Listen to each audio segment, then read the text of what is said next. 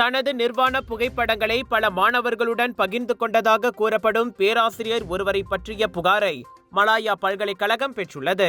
Malaya பல்கலைக்கழகத்தின் UMFC எனப்படும் மகளிர் நலன் மன்றம் இந்த விவகாரம் தொடர்பாக கேள்வி எழுப்பியதை தொடர்ந்து புகார் கிடைக்கப்பெற்றதாக அந்த பல்கலைக்கழகம் உறுதிப்படுத்தியதை உள்நாட்டு உள்ளூர் ஊடக நிறுவனங்களும் தெரிவித்துள்ளன.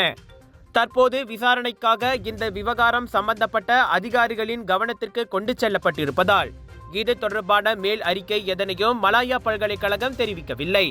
மேலும் இந்த பிரச்சனை சரியான முறையில் தீர்க்கப்படுவதை உறுதி செய்ய சம்பந்தப்பட்ட தரப்பினருக்கு முழு ஒத்துழைப்பை வழங்கவும் தயாராக இருப்பதாக மலாயா பல்கலைக்கழகம் தெரிவித்துள்ளது.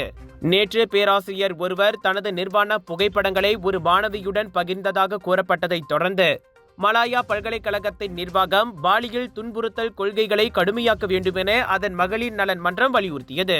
மேலும் இதர மாணவர்களுக்கு எச்சரிக்கை புகைப்படங்களும் அச்சிடப்பட்டு வளாகத்தை சுற்றி காட்சிப்படுத்தப்பட்டதாகவும் ஆனால் சிறிது நேரத்தில் அவை அகற்றப்பட்டதாக UMFC மன்றம் தெரிவித்தது.